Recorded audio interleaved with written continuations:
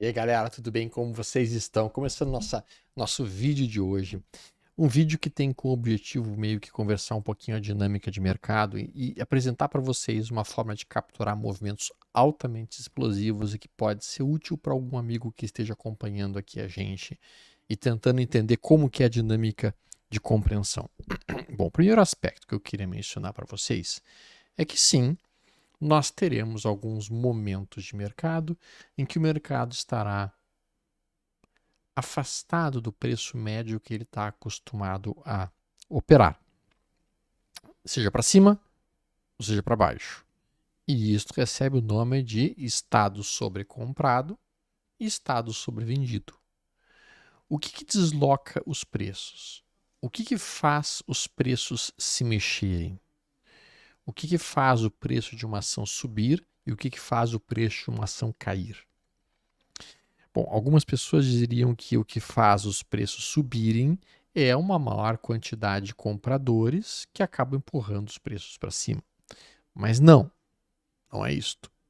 O que a gente sabe é que para cada compra que esteja acontecendo, existe um cara que está vendendo. Então não é a quantidade de compradores que empurram os preços para cima, mas sim a vontade dos compradores de pagar um pouco mais caro para comprar aquele ativo, agredindo o vendedor que está no book e também a vontade do vendedor de puxar os seus preços de venda de um determinado ponto para cima, trazendo então as ofertas de compra para cima.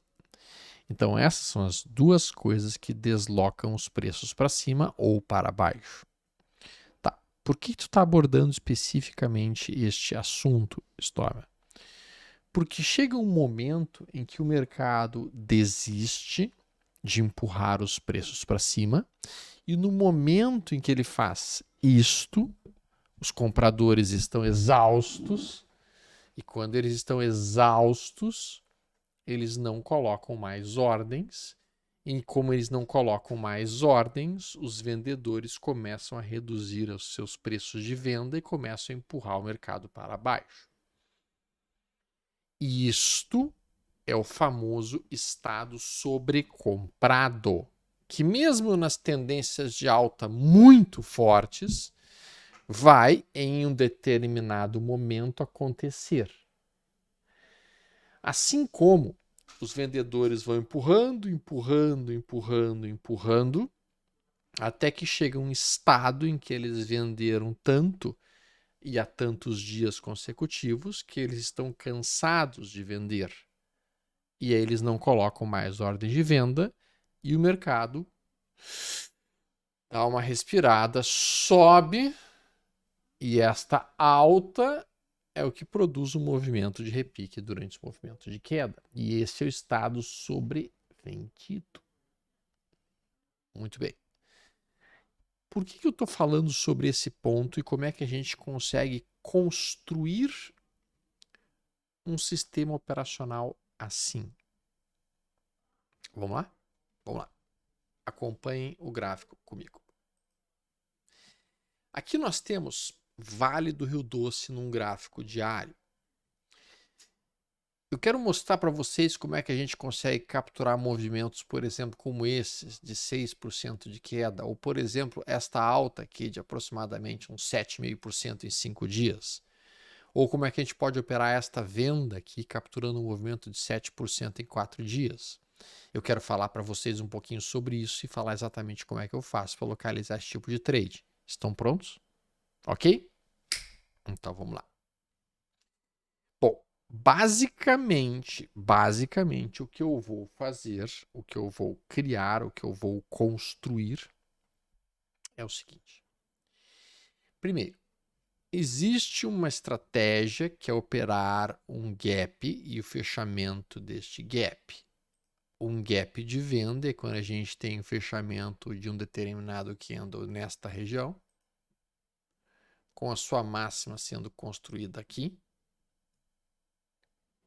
E no dia seguinte, a gente abre em gap de alta, acima da máxima do candle prévio. E quando a gente começa a afundar, e a gente perde instantaneamente esta máxima, a gente aciona a venda. E este gap recebe o nome de gap de venda.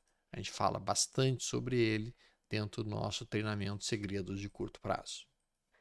Ok? Então, este é um gap de venda. Muito bem.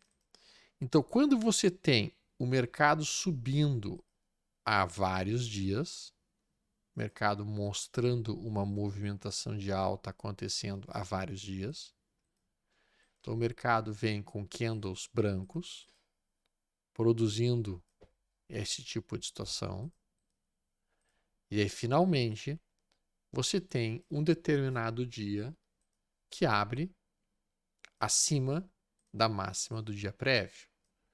E ao longo desse dia, a gente perde esta máxima. Este é o ponto de venda, com o nosso stop ficando imediatamente acima dessa máxima. Só que a gente consegue deixar isso melhor. Mas antes de deixar isso melhor, eu vou apresentar o sinal de compra, que é justamente o inverso. O mercado vem fazendo um movimento de recuo.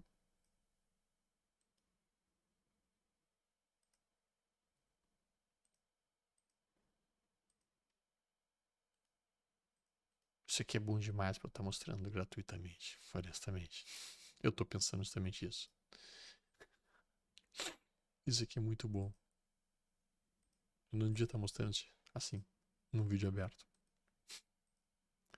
Tudo bem. Então o mercado ia fazer movimento de recuo. Até que tem um certo dia. Pior é que o pessoal nem dá like. Isso é que é o mais. Não dá like, não apresenta, não fala pra ninguém. Tudo bem. Até que em determinado momento abre abaixo da mínima do dia anterior e rompe essa mínima para cima. Isso recebe o nome de gap de compra, sendo o momento perfeito de tomada de posição quando rompe um centavo acima desta mínima, como aconteceu aqui. Isto aqui é o sinal de compra, com o stop ficando imediatamente nesta mínima do dia. Isto aqui é o sinal de venda. Ok? Ok? Agora, quando você tem este sinal, que é um gap de compra, acontecendo com o seu IFR sobrevendido, abaixo de uma região de sobrevenda, você tem uma compra muito perfeita, que é o que aconteceu exatamente aqui. Veja que neste ponto a gente tem nossa abertura abaixo da mínima, ponto de entrada. Vejam que aqui a gente tem esta abertura acima desta máxima, ponto de venda, com o nosso FR acima da zona de sobrecompra. Qual FR? Pode ser o de 2 períodos, vai dar um número maior de sinais. Nós teríamos tido uma outra venda aqui, com essa abertura acima dessa máxima para bater na venda. A gente teria tido, então, a gente tem mais sinais quando a gente do FR2, mas nós podemos usar a periodicidade que nós quisermos. Se quiser usar a periodicidade clássica, número 14, nós vamos ter bem menos sinais, os sinais vão ser bem mais conservadores, mas ao mesmo tempo, quando eles aparecerem, o nível de acerto deles fica muito maior. Vamos pegar aqui um exemplo claro disto. Dentro do FR14, vejam que aqui a gente tem um estado absurdamente sobrecomprado e daí a gente faz uma abertura acima desta máxima, com a nossa venda acontecendo aqui e nosso alvo, um belo movimento de queda que aconteceu. E aqui sim é um tipo de trade que na maior parte das vezes vai ser contra a tendência. A gente pode olhar isso mais uma vez acontecendo aqui. Ó. Observe o nosso FR14 aqui, nossa abertura acima dessa máxima e o recuo que está procedendo neste ponto. Vamos pegar um cenário de compra. Pegamos um cenário de compra aqui, uma situação que a gente vai procurar um IFR 14 sobre, e óbvio que não funciona sempre, aqui falhou. Vamos esperar um FR14 sobrevendido.